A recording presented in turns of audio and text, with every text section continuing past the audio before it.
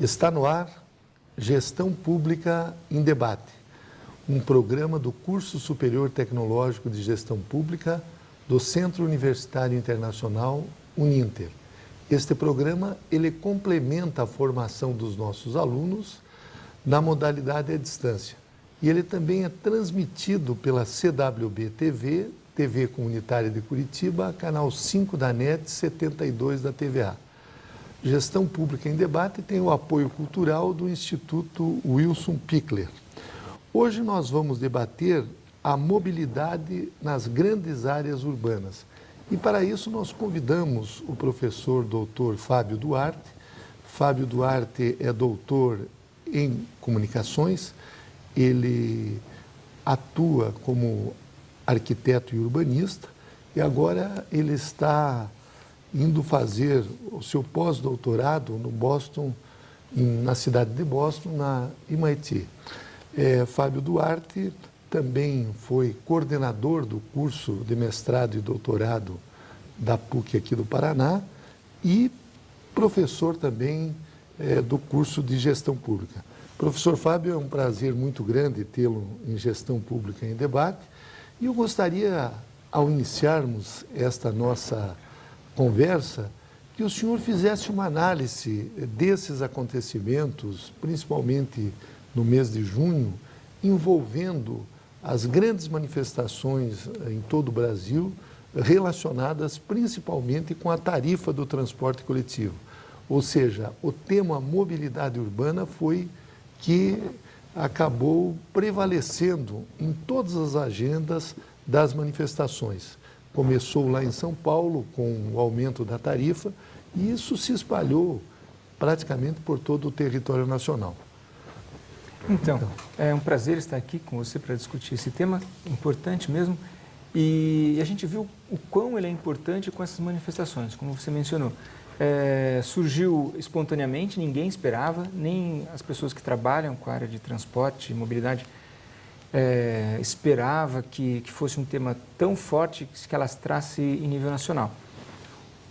Uma análise que eu acho que a gente tem que fazer é o seguinte: a mobilidade e o transporte em si, eu acho que a discussão que está por trás disso não é só o preço da tarifa e não necessariamente a qualidade do transporte. Então, de fato, as cidades elas têm um transporte que não tem a qualidade que a população merece e por essa má qualidade o preço está alto. Mas eu acho que atrás disso aí, Jorge, tem um outro problema sério, que é a desigualdade social dentro das cidades, de um tema que você conhece bem, que é o direito à cidade. O que isso significa? Significa o quê?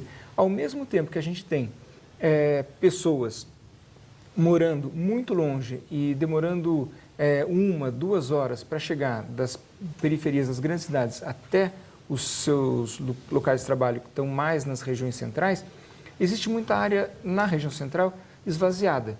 E por que isso? Porque é caro.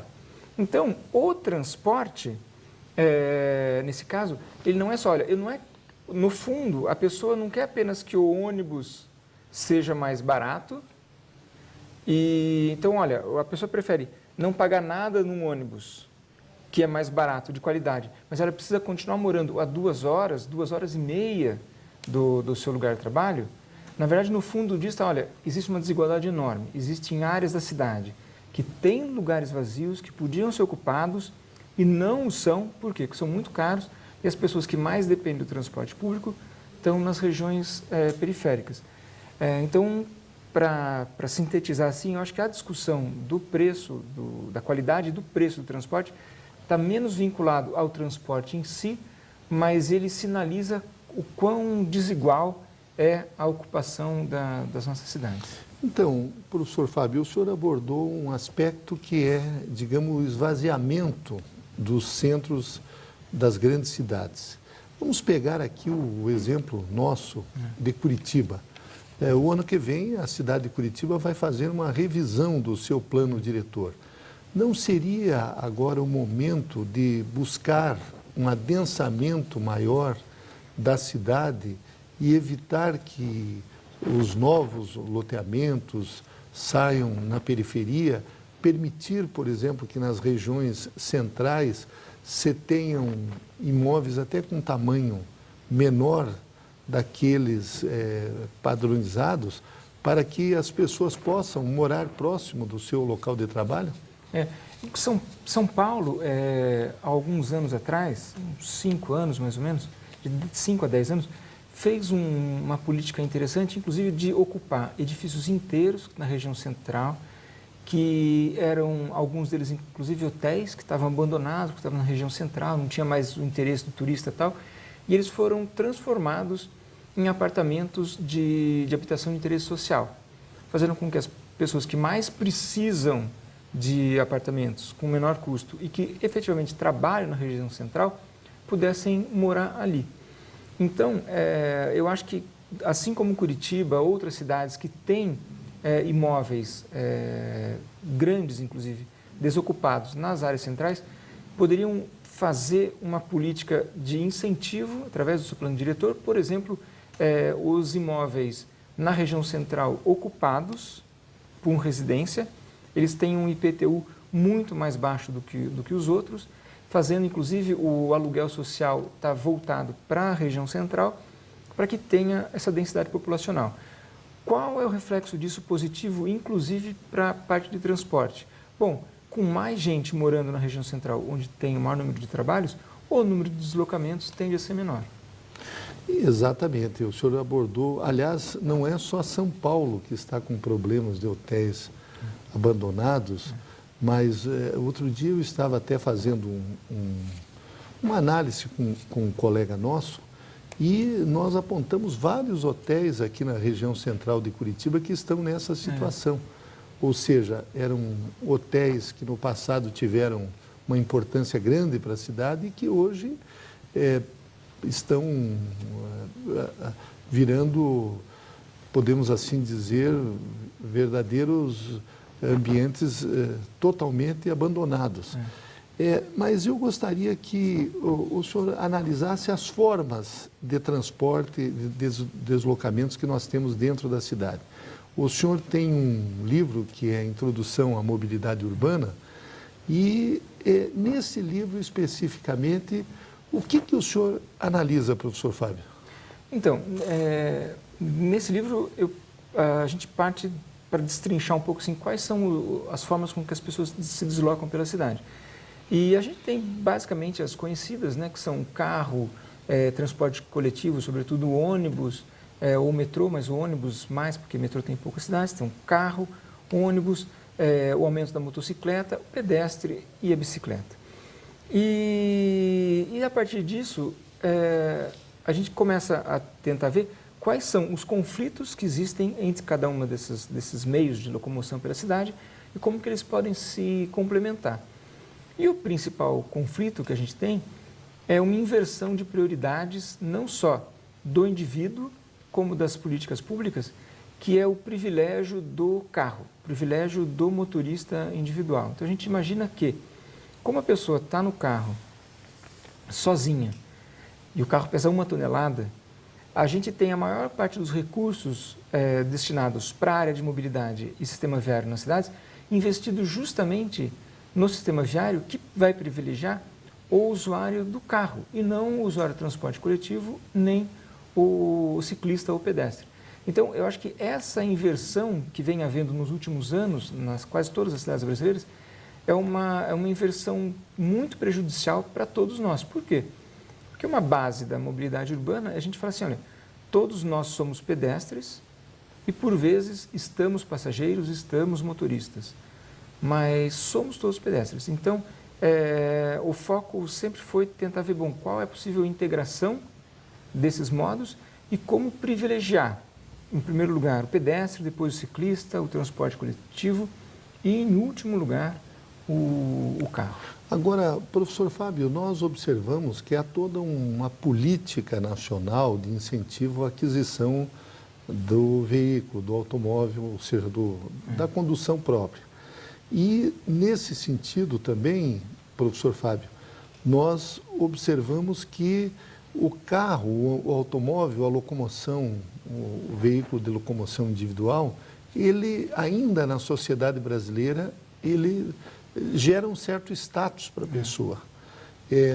O senhor acha que esse conceito já está mudando ou ainda vai demorar um certo tempo para que nós voltemos a utilizar outras formas de deslocamentos e que privilegiem o meio ambiente e que possam privilegiar, digamos, um grande número de pessoas em detrimento do automóvel?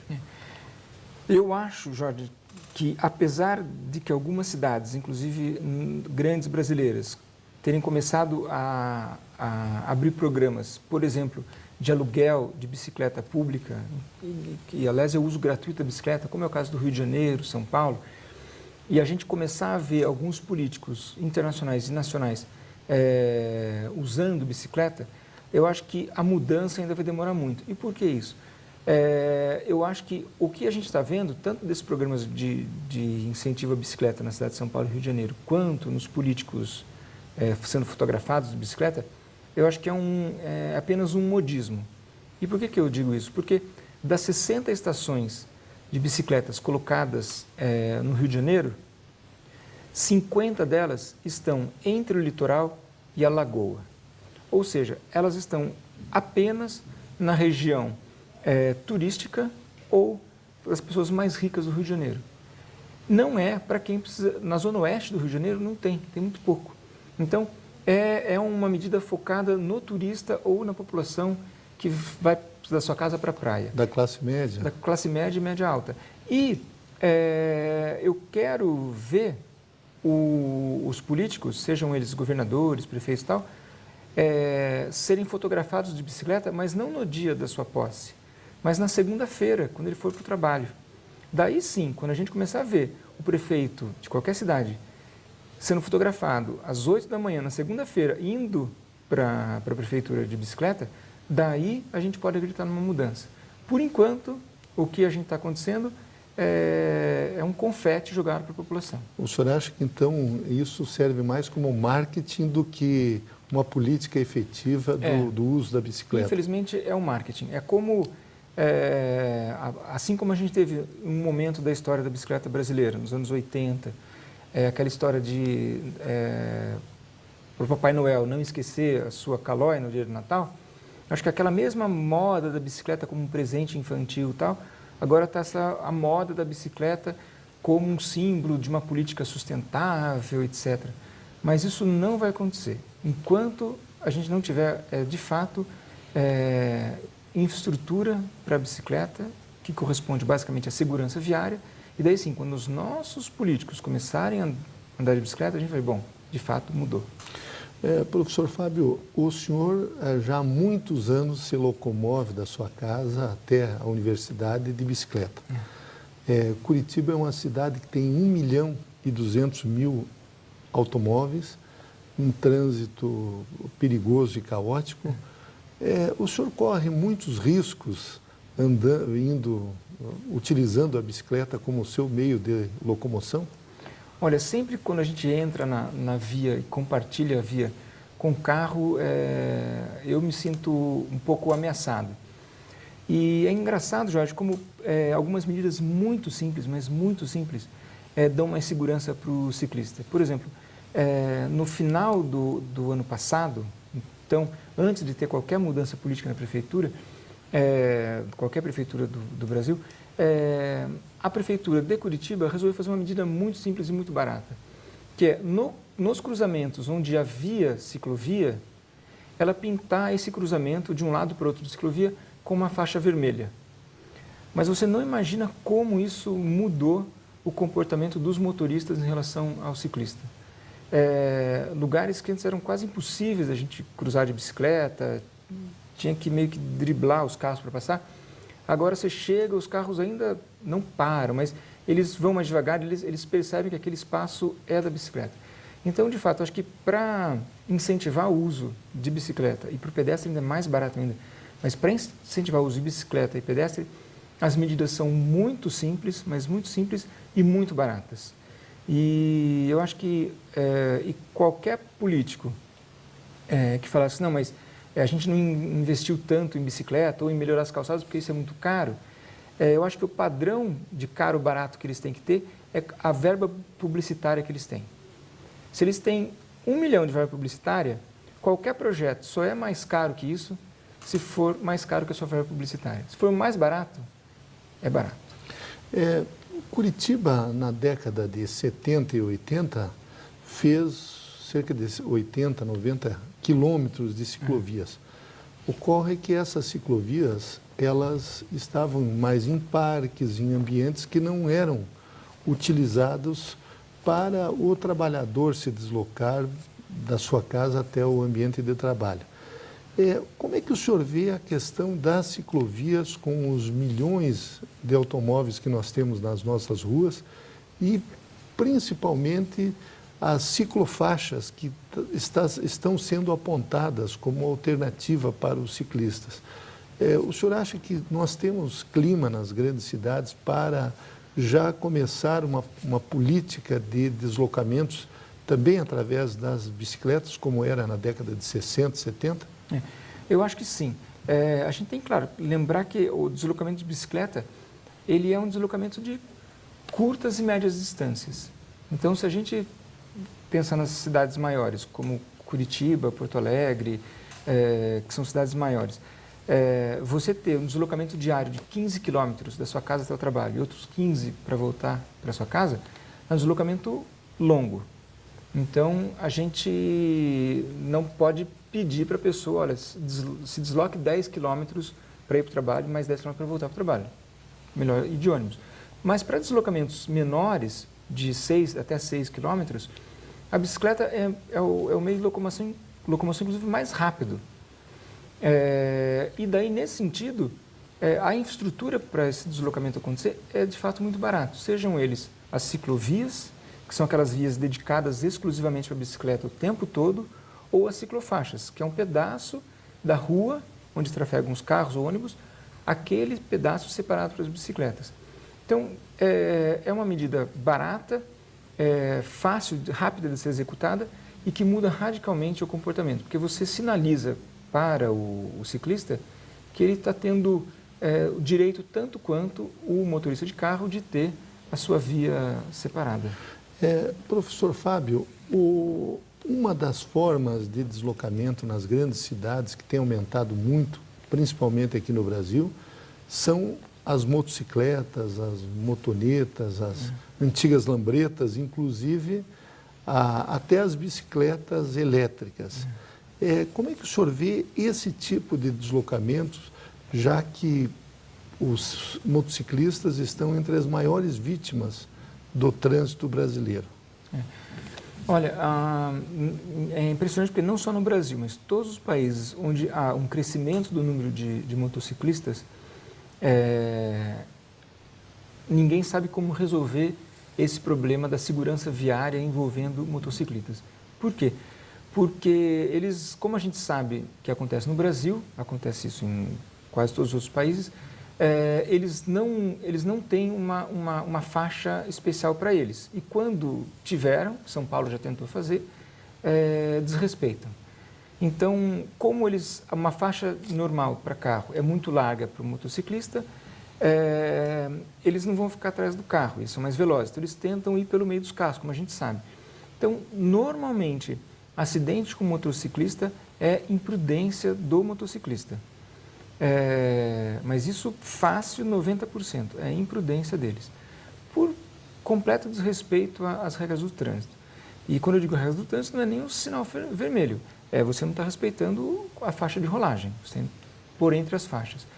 Então, mas por outro lado, a gente tem, sobretudo nas grandes cidades com mais carro, eles se tornaram um serviço importante de entrega, então o motofrete que a gente tem. Que é aquela coisa, é um paradoxo que é o seguinte, quando você está no carro e vem um motociclista e passa do seu lado correndo, você fica bravo com o motociclista, porque ele está indo tão rápido assim, correndo e tal. Agora, quando você está na sua casa e pede uma pizza, você reclama, mas por que o cara ainda não chegou? Isso, então, aquela coisa, você quer que ele vá rápido ou quer que ele vá devagar? O que você quer que ele faça? Então, ainda ao mesmo tempo, eles causam problemas no trânsito, mas eles se tornaram essenciais como um deslocamento viário. Essa questão da motocicleta, ela também envolve as zonas rurais e tem toda uma indústria por trás que, evidentemente, tem interesse, né? E esses interesses, evidentemente, fazem com que sejam um dos veículos de locomoção bastante, podemos assim dizer, que tenha bastante sucesso, principalmente entre os jovens. Então, porque se a gente pensar a motocicleta em si mesma, assim, ela é um veículo. A maior parte das pessoas que usa, a ocupação média dos carros no Brasil é de 1,4 passageiro por veículo. Ou seja, se um carro normal tem 5 lugares, a gente está subutilizando muito o carro e ele ocupa muito espaço na via pública. Então, a motocicleta, nesse caso, ela é um veículo mais bem adaptado às cidades. É um veículo que cabe até no máximo 2 passageiros, ou seja, está na média da maior parte do uso na cidade. Ele ocupa pouco espaço na cidade, tanto para trafegar como para estacionar, e isso não só nas cidades, como também na zona rural. Então, ele como veículo, ele tem todas as condições para a maior parte dos usos que a gente tem no Brasil, seja na zona rural, seja na zona urbana. Ela começa a se tornar um problema, de fato, quando ela entra em conflito com o carro. Então, se houvesse, de um lado, uma melhor conscientização do usuário da motocicleta, de que, olha, você está colocando a sua própria vida em risco, é você que vai morrer num acidente, não vai ser o motorista do carro.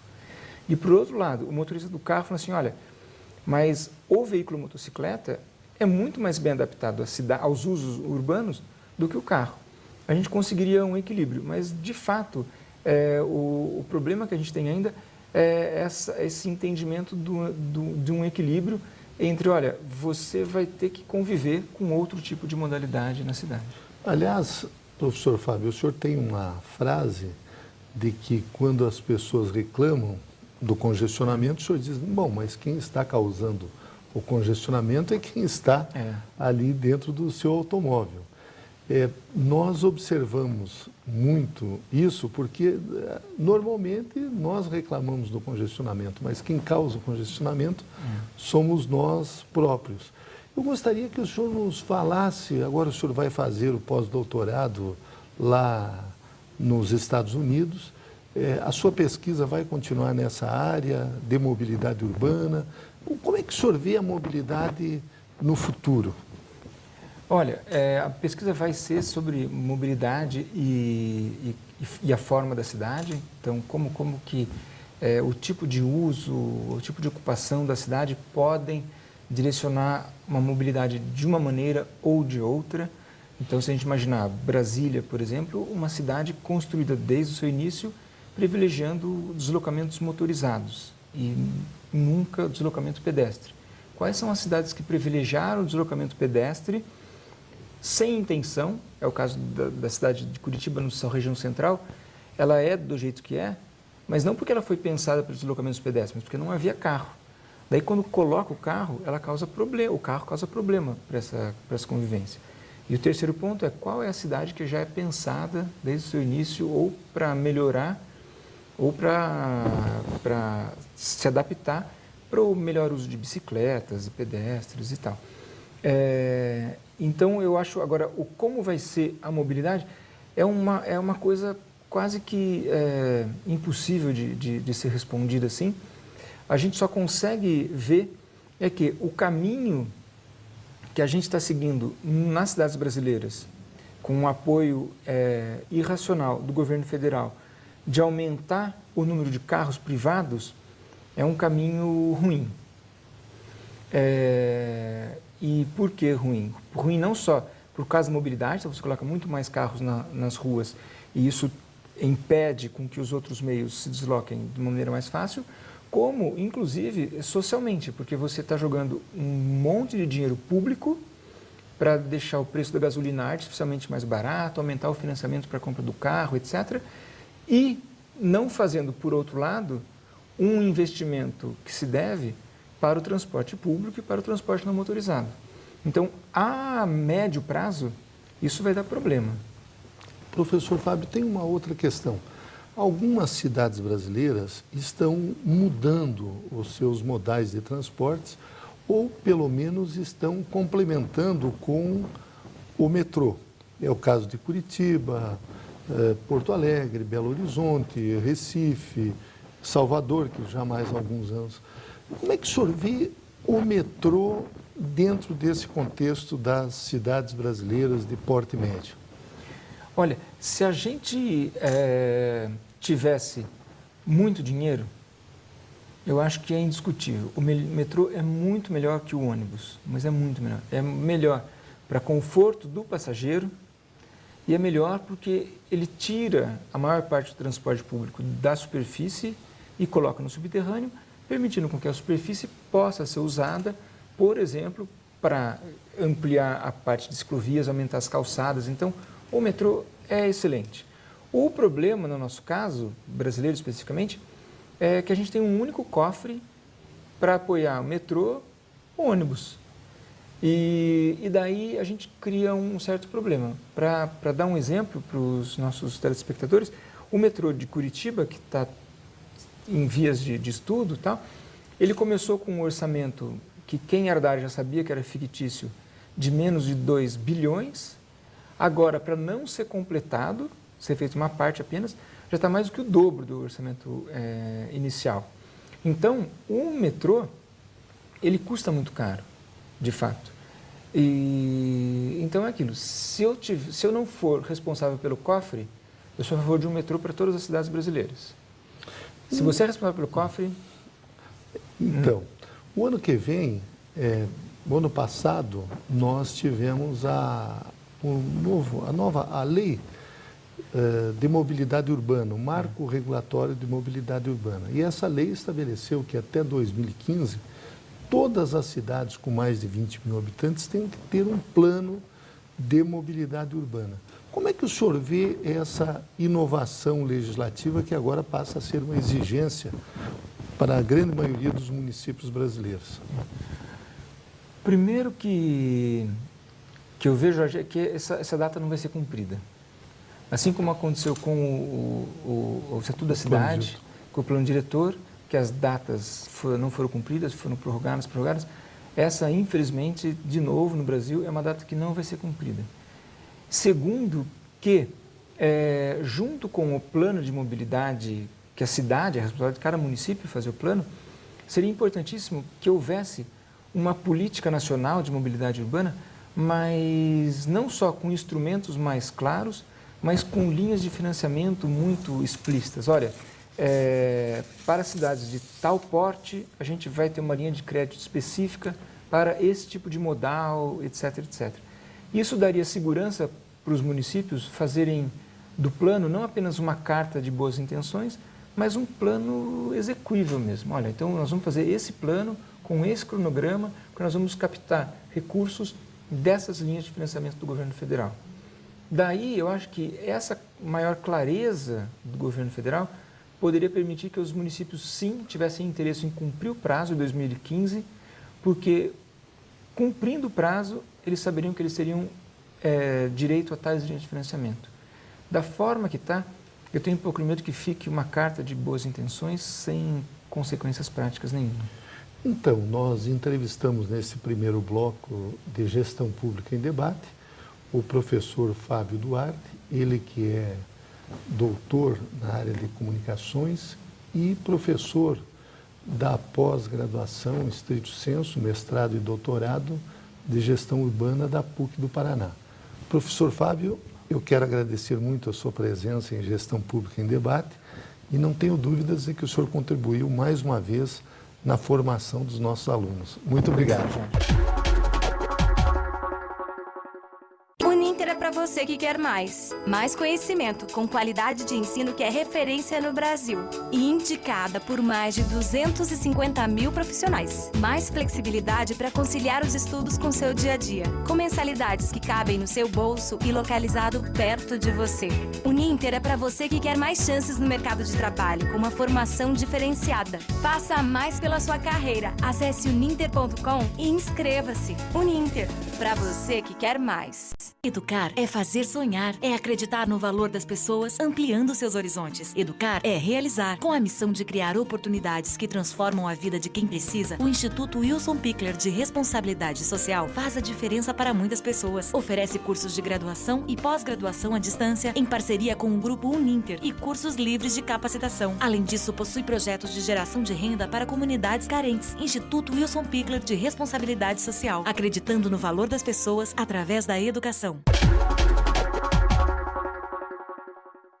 Retornamos com Gestão Pública em Debate, um programa do Curso Superior Tecnológico de Gestão Pública do Centro Universitário Internacional Uninter.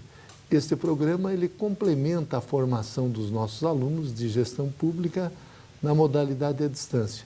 Ele tem o patrocínio do Instituto Wilson Pickler.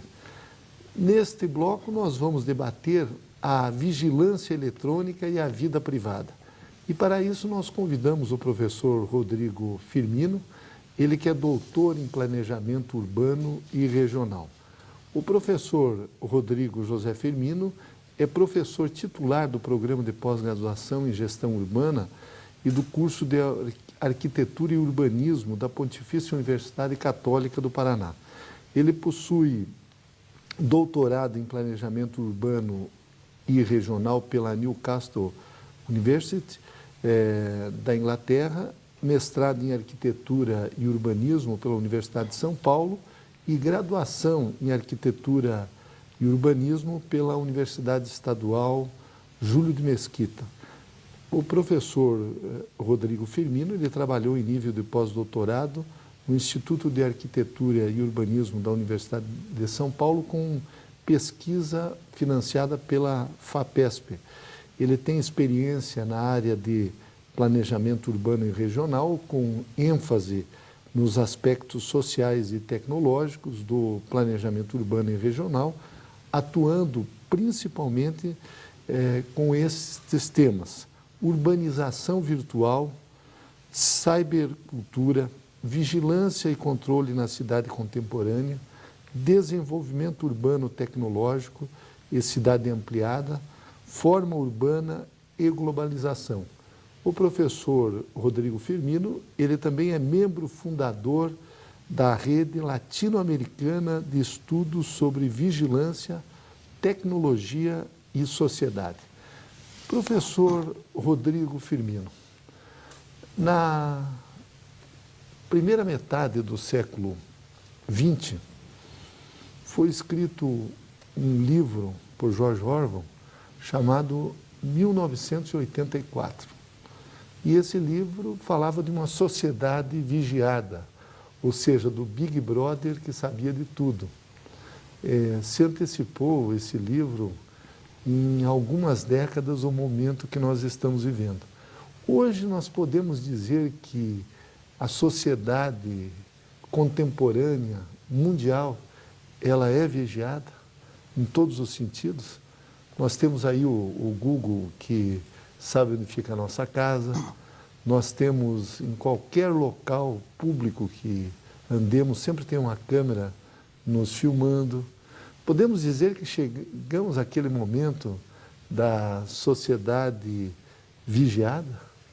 Veja, Jorge, o romance do George Orwell, 1984, muito conhecido e recentemente tem sido citado enormemente por causa dos eventos relacionados à vigilância, no meio acadêmico, várias metáforas e popularmente também, até pelos programas de televisão, isso, né? Que provavelmente nem sabem de onde surgiu a expressão Big Brother. É uma ficção científica que, como muitas outras, antecipa momentos, mas isso vai da sacada do autor, que consegue perceber ali indícios de uma sociedade que está por vir, não é? Além da vigilância, ele também planteia a ideia ali de um governo totalitarista que comanda todos os aspectos da sociedade, os comportamentos de seus cidadãos, etc. Bom, felizmente a gente está um pouco distante dessa figura, por enquanto. Mas, de fato, a vigilância, que é tratada no romance, a partir de um sistema único que cuida de todos, né? Dos olhos do Estado, a partir dos olhos do Estado, é um pouquinho diferente do que a gente vivencia, né? A gente tem uma quantidade muito grande de sistemas, microsistemas, tecnologias e práticas de vigilância, algumas integradas, outras não, e principalmente nesse fator, o que a gente vive na sociedade hoje se diferencia do romance, ou seja, certo. Nós não temos uma única entidade tomando conta de todos, né? Mas a gente até, alguns trabalhos acadêmicos utilizam essa ideia do Big Brother para dizer que, na verdade, hoje a gente vive a era dos Little Brothers, porque a vigilância está dispersa, né? Então, se você reparar, por exemplo, no caso do atentado em Boston, recentemente, Sim. a grande parte, se não a maioria dos dados e das informações que a polícia conseguiu adquirir sobre os suspeitos vieram de fotografias e vídeos gravados pela população. Ou seja, você não tem um sistema pronto, organizado, sistematizado. Aliás, você até tem um sistema organizado, sistematizado de vigilância, de segurança e tal, mas as informações vieram de outras fontes, né? O fato da gente ter hoje smartphones e tablets e tudo ter uma câmera possibilita essa dispersão da vigilância. Tem um outro filme, na verdade, no caso, não um livro que a gente costuma citar como fonte na ficção científica para várias características dessa vigilância que a gente vivencia, que é o Minority Report, né? Ali tem uma questão muito atual, que é a da biometria, né? Então, Certo. Então para você abrir o teu computador, você pode usar sua digital. Alguns bancos hoje já estão utilizando o sistema de biometria para substituir as senhas e o cartão, né, dos clientes. Então, isso tudo faz parte de uma ansiedade que a sociedade tem de se organizar através de códigos, né? Então, se a gente reparar bem, tudo é codificado, né? Desde as coisas mais simples. Quando a gente vai ao supermercado, você se lembra quando a gente fazia a compra no supermercado e tinha que ficar digitando os valores somando os valores individuais dos produtos? Hoje em dia já não se faz mais isso, porque está tudo codificado, etc. E a tendência é que isso se amplie. Então, tudo gera um código, né? Nós somos codificados. O Brasil tem um programa que está sendo implantado de um novo sistema de identificação, que vai substituir a RG e tal, mas ele contém, você deve ter já ouvido falar do RIC, né? Registro de identidade civil, talvez, onde ali tem todas as informações e códigos que nós dispomos do cidadão. Dizem que é mais seguro e tal, mas também envolve essa questão da vigilância. Do controle. Então, professor Rodrigo, tem um aspecto de que as pessoas estão utilizando-se das câmeras, desses sistemas, também, e isso aparentemente dá a elas uma, digamos assim, uma condição de segurança. O senhor acha que efetivamente as pessoas têm mais segurança se elas estiverem com essas câmeras instaladas nas suas casas ou nas ruas? Nós sabemos que em algumas cidades, inclusive, as pessoas colocam as câmeras para vigiar a própria rua. Olha, Jorge, como tudo é uma questão de negociação e decidir limites, né? O próprio Barack Obama, presidente dos Estados Unidos, diz que a sociedade tem que abrir mão de certas liberdades para conseguir mais segurança. Então, é claro que quando a gente opta por certas práticas e utilização de certas tecnologias de vigilância e controle, nós estamos,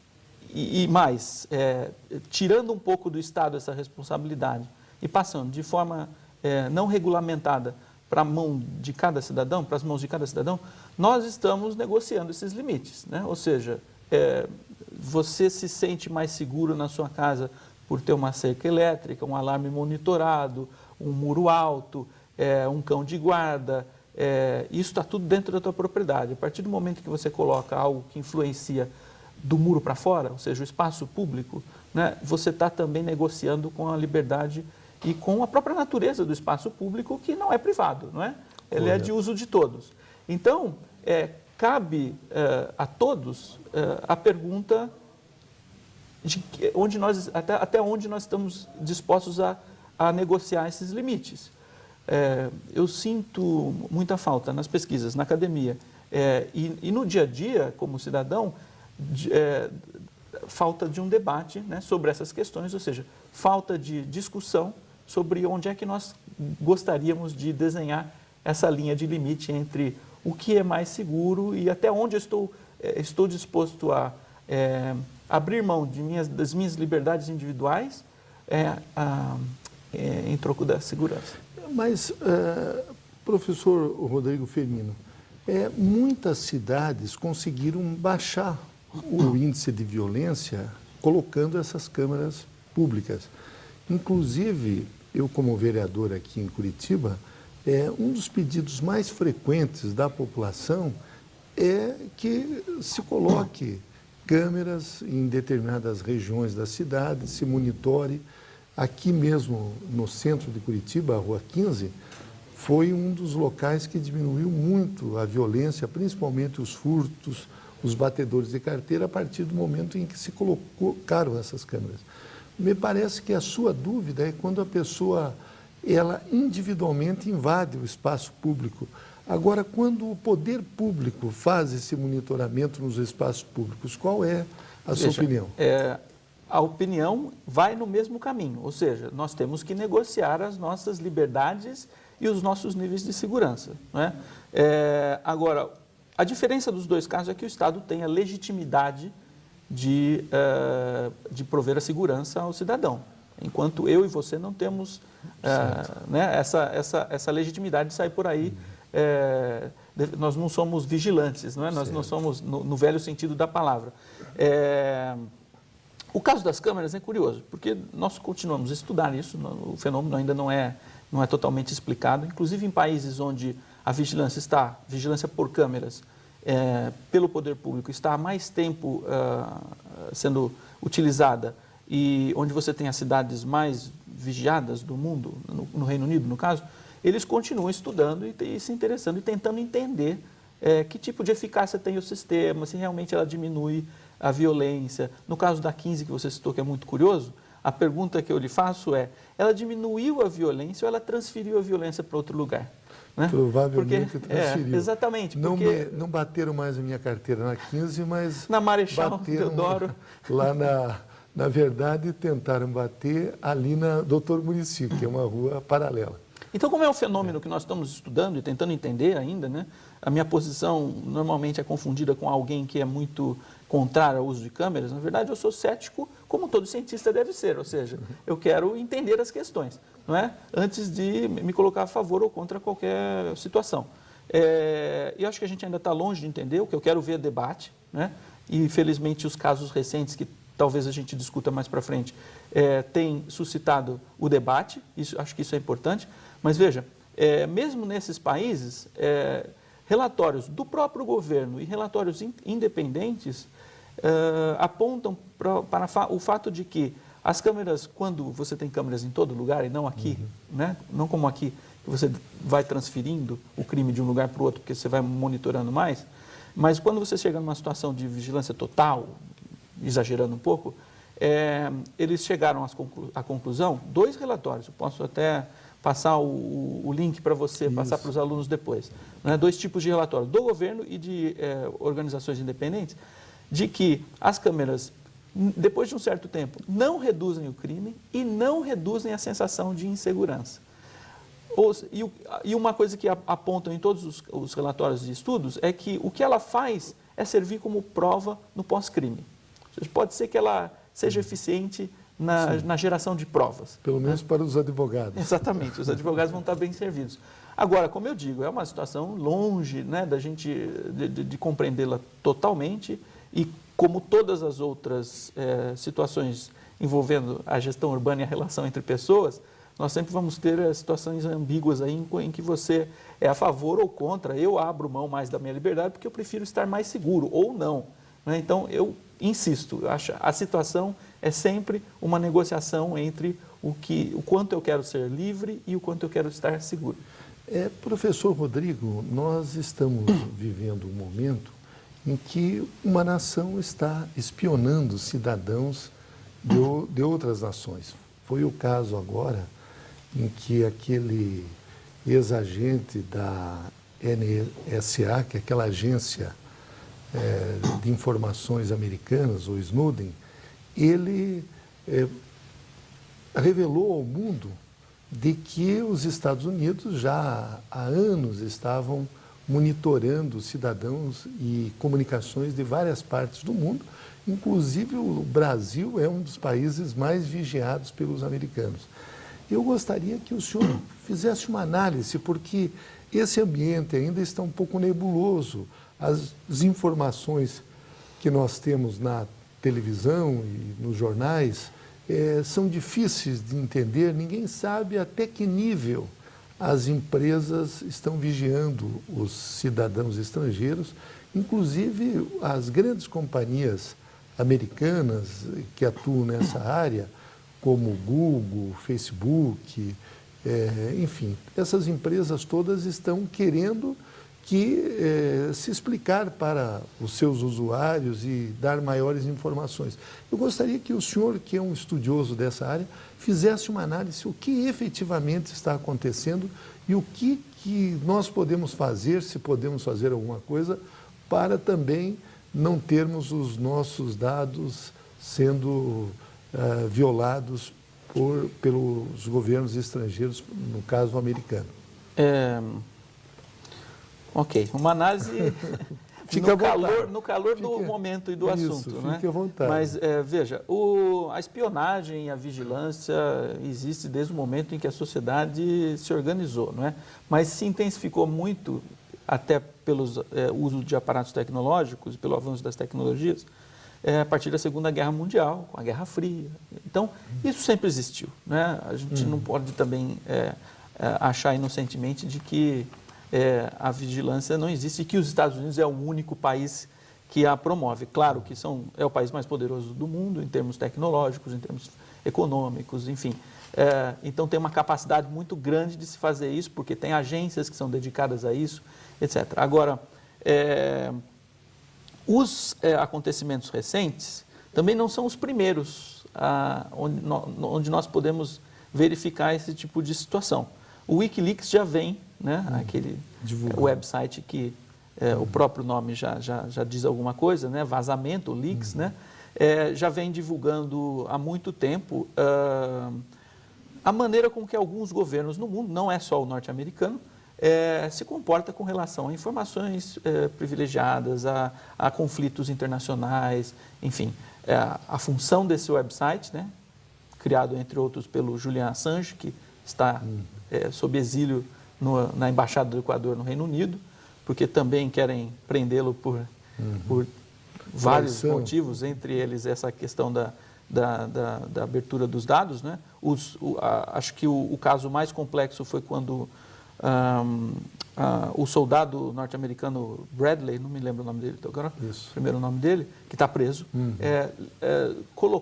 disponibilizou várias informações sobre a guerra do Iraque e conflitos norte-americanos no site Wikileaks. E aí, essa foi, acho que, foi o grande assunto de repercussão internacional que envolvia vazamento de informações e de inteligência, né, que é o que trata agora o caso Snowden. O Snowden, acho que é mais importante pela figura que ele representa do que a pessoa exatamente. A gente precisa tentar entender isso. Eu acho que nós precisamos de mais Snowdens no mundo para entender melhor como é que essas situações complexas de geopolítica e que normalmente se passam,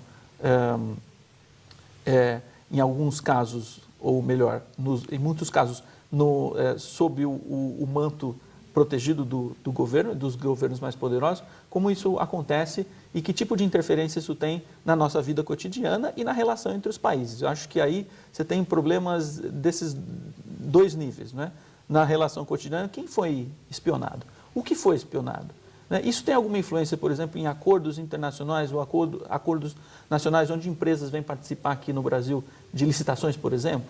Eles têm informações privilegiadas sobre certas situações ou licitações que são abertas no Brasil, ou negociações que chefes de governo fazem internacionalmente. Então, a gente não sabe exatamente o teor das informações. Mas parece, professor Rodrigo, que uma das áreas que mais se espionou foi justamente o pré-sal, que é uma área estratégica, onde nós temos petróleo e gás.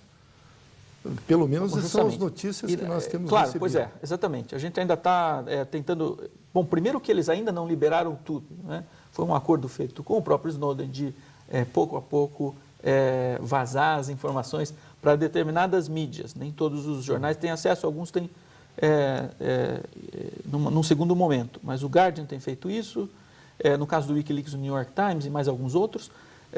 Então, essas informações vêm pouco a pouco e a gente vai conhecendo o teor do que está acontecendo ou do que aconteceu.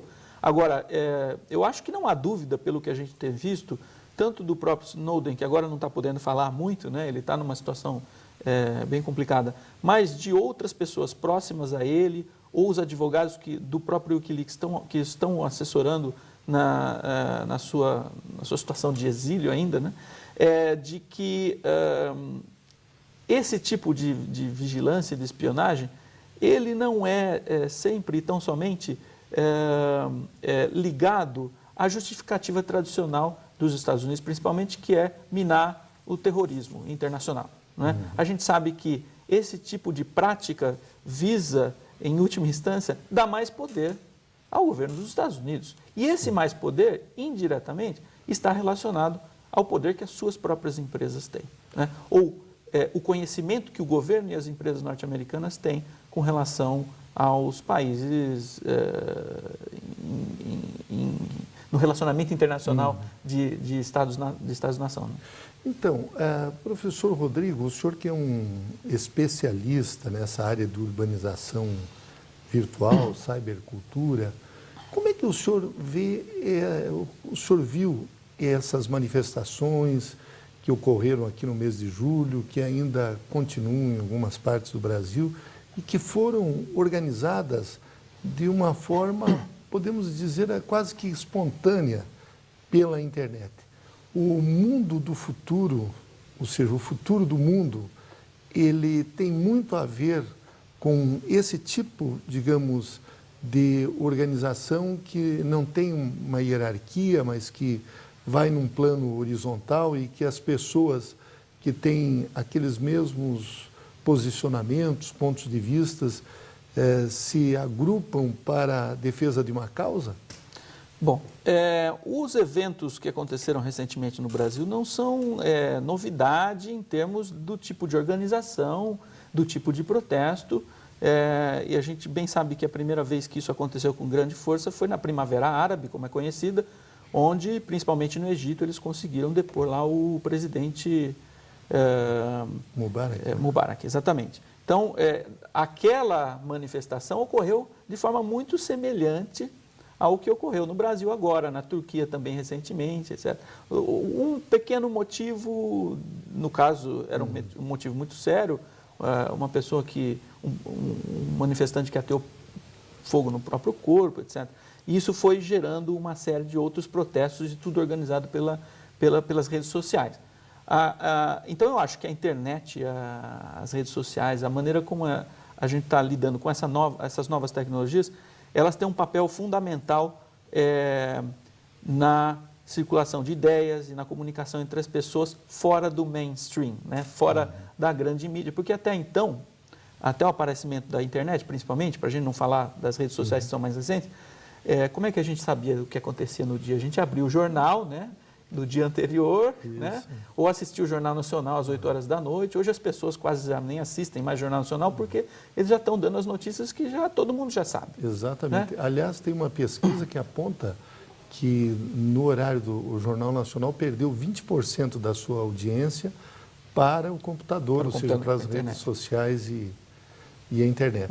E uma outra coisa importante é o seguinte, a gente não só sabe a notícia antes, como sabe de várias fontes.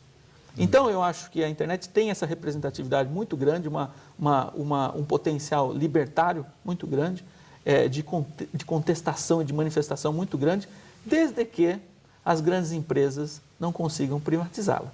A gente está num momento, você sabe, de discussão do Marco Civil da internet. Foi um projeto de lei absolutamente inovador, porque foi discutido amplamente pela sociedade, né, diferentemente de outros projetos de lei que normalmente já chegam mais mastigados pelas mãos dos deputados e senadores. Isso. E há um ponto essencial no Marco Civil e que agora volta à tona para ser discutido. Estamos esperando entrar em pauta, já foi adiado 9 vezes, né, no Congresso.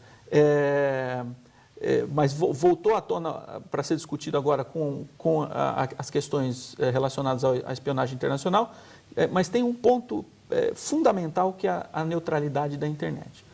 As grandes empresas de telecomunicação querem acabar com a neutralidade da internet, que significa o quê? Que se hoje você pode acessar qualquer site e qualquer rede social com a mesma velocidade de acesso, ou seja, os pacotes de informação não são discriminados, ou seja, são neutros, são isonômicos, a movimentação e a circulação na internet, o fluxo é isonômico. Ao acabar a neutralidade da rede, a empresa de telecomunicação que te vende a internet pode dizer assim, bom, eu vou te vender um pacote só para você acessar o Facebook. Se você quiser acessar o UOL, vai ficar mais lento, ou então eu vou te cobrar mais. Então, eles podem fracionar os pacotes de informação e comercializar isso. Se isso vier a acontecer, a internet perde grande parte dessa potência, ou desse potencial de libertário, de manifestação, porque ela começa a ser controlada, né? O senhor acha que os interesses privados podem prevalecer sobre esse interesse geral, público, de manter a internet livre? E o que nós podemos fazer para evitar que isso aconteça, pelo menos no nosso país? A gente está fazendo o que é certo. Eu acho que tem muita gente ciente do que está acontecendo, principalmente no Brasil, na discussão do Marco Civil, e se mobilizando, pressionando os seus deputados e senadores para que votem, por exemplo, nesse caso, para que tirem, né, do texto os conteúdos referentes em favor à neutralidade da rede, por exemplo, e que busquem um texto mais que dê mais liberdade à internet. Então, é isso que a gente tem que fazer, né? Tem que pressionar. Para quem você votou? Então, tem que pressionar, né? Eu votei para você, Jorge, então eu tenho que pressionar. E então, eu vou fazer isso com o meu deputado. Eu acho que é isso que nós temos que fazer. E as redes sociais têm um papel também fundamental aí, né, para pressionar. Claro. Lembro o caso de dois projetos de lei norte-americanos que tinham intenções semelhantes, ou seja, de acabar com a neutralidade da rede, dar mais poder privado para as empresas privadas na internet, controlar melhor, e sempre com a desculpa do terrorismo, da violência, da pedofilia, né? É sempre uma desculpa. Não estou dizendo aqui que a pedofilia não deve ser combatida, muito pelo contrário. Mas o argumento para se tirar a liberdade da internet cai sempre nessas mesmas justificativas. Mas 2 projetos de lei semelhantes foram barrados, né? Ou seja, os congressistas mudaram de opinião, inclusive, por conta da pressão que se fez nas redes sociais e na internet. Então, nós entrevistamos nesse segundo bloco o professor Dr. Rodrigo Firmino e o tema foi a vigilância eletrônica e a vida privada. Professor Rodrigo Firmino, eu quero agradecer muito a sua presença em Gestão Pública em Debate e não tenho dúvidas de que o senhor contribuiu na formação dos nossos alunos. Muito obrigado, eu que agradeço.